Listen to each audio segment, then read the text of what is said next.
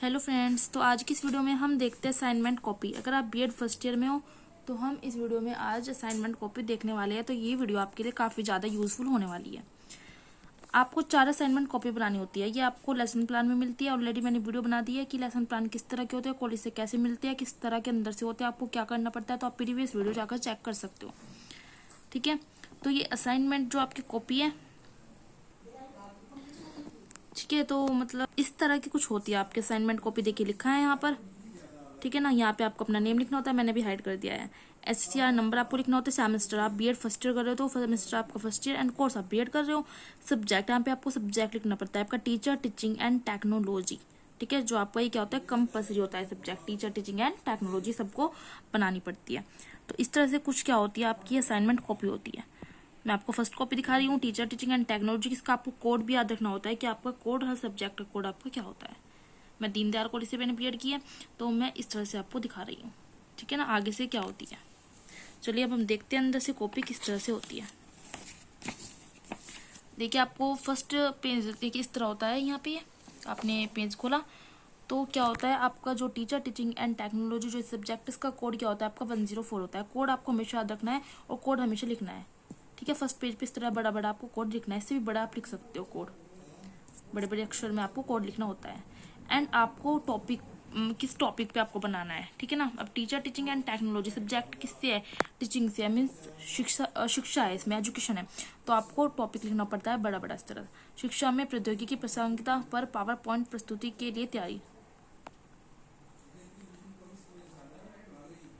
इस तरह लिखना पड़ता है। सबमिटेड टू, कि आप सबमिटेड कर रहे हो। सबमिटेड बाय, किसको सबमिटेड कर रहे हो, अपना नाम, एंड जिसको सबमिटेड कर रहे हो उसको। तो इस तरह से आपका इंडेक्स तय हो जाता है।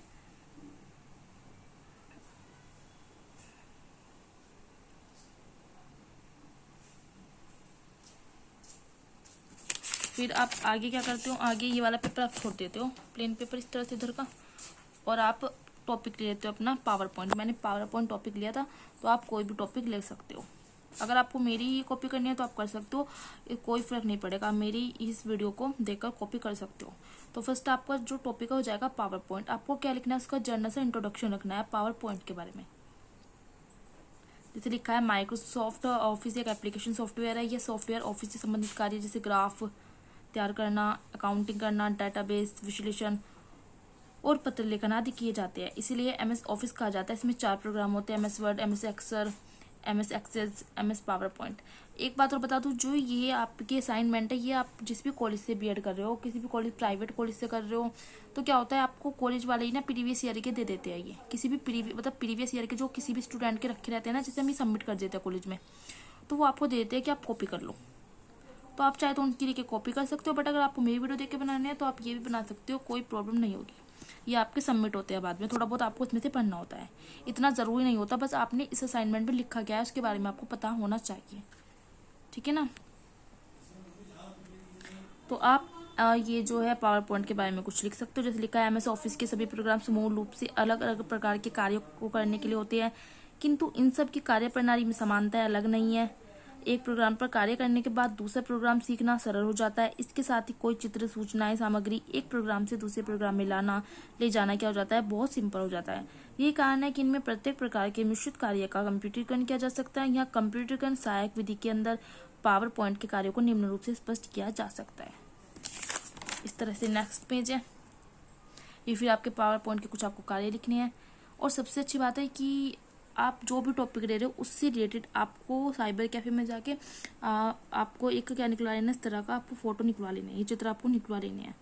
ठीक है, आप मोबाइल में अपने देख सकते हो और वहाँ पे साइबर कैफे से जाके कह सकते हो निकलवा लो, तो ये आपको साइबर कैफे से इजीली निकल जाएगी। एक पेपर पर आप 4-5 फोटो निकलवा सकते हो। देखिए, ये पावर पॉइंट से रिलेटेड मैंने फोटो लगा दिया है। फोटो काफ़ी अट्रैक्टिव होते हैं। फोटो से आपको ये जो है अच्छी मार्क्स मिलेगी असाइनमेंट बनाने के। अगर आपने फोटो नहीं लगाया है तो जो एग्जामिनर है, आप कॉलेज में जमा कर रहे हो, तो वो अच्छे आपको मार्क्स नहीं देगा। तो इस तरह से आपको थोड़ा सा अपना जो ये असाइनमेंट है थोड़े से अच्छे बनाने हैं। ठीक है ना,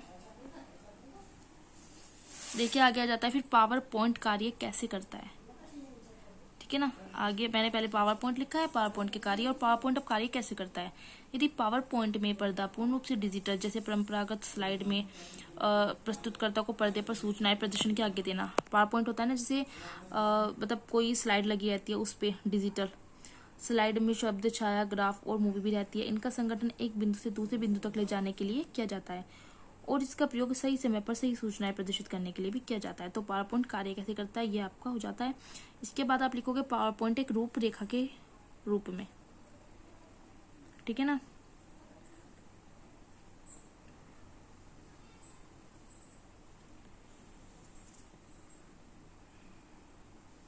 फिर आ जाता है मल्टीमीडिया एकीकरण। इसमें ही आता है पावर पॉइंट के अंदर ही होता है। पावर पॉइंट प्रयोगकर्ता को छाया चित्र, ग्राफ और मूवी को अपना प्रस्तुतिकरण में सम्मिलित करने के लिए प्रेरित करता है। यदि प्रस्तुतिकरण किसी कंपनी के लाभों का प्रस्तुतिकरण कर रहा है तो प्रस्तुतकर्ता ऐसे ग्राफ का प्रदर्शन कर सकता है जिससे बिक्री में बढ़ोतरी हो सके। इसके अतिरिक्त प्रस्तुतिकरण को और अधिक प्रभावी बनाने की फोटोग्राफ, वीडियो क्लिप और ऑडियो क्लिप के साथ प्रयोग कर सकता है। फिर मैंने यहाँ पे एक क्या करा है, एक कंप्यूटर की फोटो लगा दी है, क्योंकि फिर हम पावर पॉइंट का यूज़ कर रहे हैं तो पावर पॉइंट से रिलेटेड जो भी कुछ होता है ना, कंप्यूटर, मोबाइल वगैरह सब कुछ आप लगा सकते हो। आप सीडी वगैरह भी इसमें लगा सकते हो, तो उससे रिलेटेड आप कोई भी चित्र लगा सकते हो। आप क्या करना, गूगल पे डालना पावर पॉइंट और उसकी जो इमेज है उसमें जाके देख लेना जोन सी भी अच्छी इमेज लग रही हो आपकी, वहाँ से निकाल लेना, क्योंकि सब उससे रिलेटेड इमेज आएगी। तो इस तरह से हो जाता है। फिर आगे आपको पावर पॉइंट के प्रभावी टिप्स कुछ लिखने हैं। टिप्स जैसे स्लाइड डिजाइन में विरोधाभासी जो कलर्स होते हैं उनका प्रयोग कम से कम किया जाए, एनिमेशन फीचर्स पर सफलता से जाए और निश्चय करें कि फोटो पर्याप्त बढ़ाओ, फोटो अच्छी तरह से बढ़ाओ जो दिखा जा सके, जो प्रोजेक्टर स्क्रीन पर आसानी से पढ़ा जा सके। पावर पॉइंट के तो से क्या होता है, जो स्क्रीन लगी होती है ना आपकी, जैसे प्रोजेक्टर होता है वो होता है, और श्रोताओं मतलब सुनने वालों को, ठीक है ना, सुनाई दे सके। स्पष्ट रूप से समझने के लिए पावर पॉइंट प्रोग्राम दोबारा स्लाइड्स पर आधारित ऐसी सामग्री तैयार की जाती है जो सेमिनार, सभाओं और प्रशिक्षण में प्रस्तुत की जाती है। जब हमारे सेमिनार होते हैं ना, एमएससी में आपके सेमिनार होते हैं, जैसे जिसने भी एमएससी किया है कुछ भी, जब आपके सेमिनार होते हैं तो आप प्रोजेक्ट से क्लास में बताते हैं। हमारे तो एमएससी में होता है कि हम प्रोजेक्ट पे जाके बताते थे। हम जो प्रोजेक्टर होता है अपना सेमिनार का टॉपिक वहाँ पर हो जाता था और प्रोजेक्टर से हम पढ़ाते थे सबको। तो इस तरह से ये यूज होता है। जो सेमिनार, सभाओं और प्रशिक्षण में प्रस्तुत की जाती है, इसके द्वारा क्या होता है, कई स्लाइड तैयार की जाती है। इन्हें प्रस्तुत करने के लिए कोई भी कर्म या स्लाइस या स्टाइल प्रयोग कर विशेष स्टाइल भी इसमें बना सकते हैं।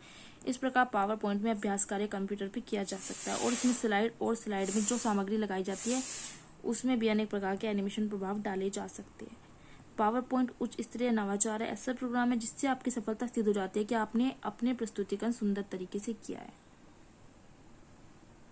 फिर आगे इस तरह आपको मैंने आगे फिर से कंप्यूटर का चित्र लगा दिया है। मैंने इस पेज पे सिर्फ एक लगाया है, आप हो सके तो 2 ज्यादा से ज्यादा लगा दें, ठीक है ना। फिर नेक्स्ट पेज पे जाता है भाषा प्रयोगशाला। भाषा प्रयोगशाला के बारे में मैंने लिखा है थोड़ा सा इसमें पावर पॉइंट के बाद। भाषा प्रयोगशाला क्या होती है, एक सुनिश्चित व्यवस्था होती है जिसमें छात्रों को भाषा शिक्षण दिया जाता है। इसको प्रभावशाली बनाने के लिए उपकरणों का प्रयोग किया जाता है। भाषा प्रयोगशाला के उपयोग है कुछ इसमें। भाषा प्रयोगशाला में जो विद्यार्थी है वो बिना हिचकिचाहट के कार्य कर सकता है। विद्यार्थी भाषा प्रयोगशाला को अपना उच्चारण करने के लिए प्रयोग कर सकता है। छात्रों को सीखने की प्रेरणा मिलती है। विद्यार्थी भाषा प्रयोगशाला में विभिन्न पाठों को सुन सकते हैं। छात्र अपनी गति के अनुसार भाषा शिक्षण हेतु भाषा प्रयोगशाला का प्रयोग कर सकता है। फिर स्मार्ट क्लास के बारे में लिखना है। शिक्षा के क्षेत्र में विशिष्ट नवाचार है। इस तकनीकी में छात्रों को अध्यापन करने के लिए एक बोर्ड जो है स्क्रीन दीवार पर लगी होती है। प्रोजेक्टर लगभग मध्य में बीच में छत पर सेट कर दिया जाता है। प्रोजेक्टर की किरणें परावर्तित होकर स्क्रीन के ऊपर पड़ती है जिससे प्रकाश से स्क्रीन पर प्रत्येक फिल्म शिक्षा से संबंधित कार्यक्रम साफ दिखाई पड़ती है। विभिन्न प्रकार की जो टेक्निक्स होती है उनका प्रयोग स्मार्ट क्लासेस में किया जाता है। स्मार्ट क्लासेस तो आपको पता ही होगी, नई नई डिजिटल चीजों का प्रयोग करना। इस तरह से फिर आगे जो है आ जाता है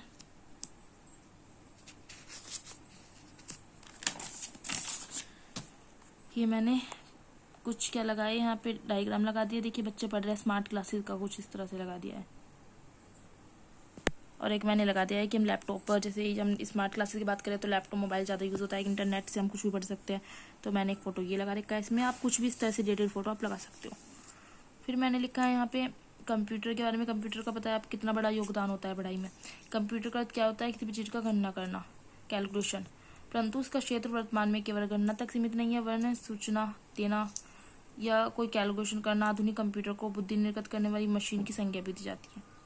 कंप्यूटर एक इलेक्ट्रॉनिक मशीन होती है, सबको पता है। तो कंप्यूटर के बारे में मैंने थोड़ा सा लिख दिया है यहाँ पर। आप चाहे तो जैसे कंप्यूटर मैं बताती हूँ, अगर आपको कोई भी टॉपिक लेना है ना, आप टॉपिक नेट से निकालो, उसके बारे में लिख लो और वहीं से आप इमेजेस ले सकते हो।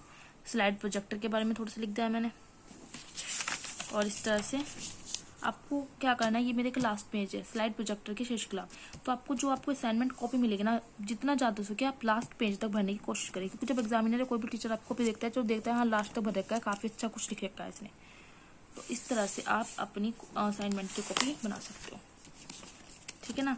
आप नेट से भी, अब तो नेट से आप कुछ भी निकाल सकते हो, कोई भी टॉपिक आराम से नेट से निकाल कर आप अपनी कॉपी में कर सकते हो। कॉपी बहुत ज़्यादा साफ सुथरी होनी चाहिए आपकी। मेरी इतनी अच्छी नहीं बनी है, बट मैं आपको एडवाइस करूंगी कि आपकी कॉपी अच्छी होनी चाहिए।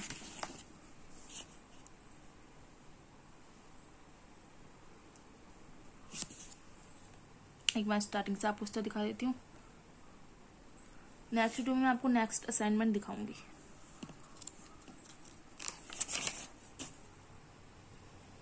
तो इस वीडियो से आपको थोड़ा सा आइडिया मिल गया होगा कि जो असाइनमेंट कॉपी होती है वो किस तरह से बनाते हैं।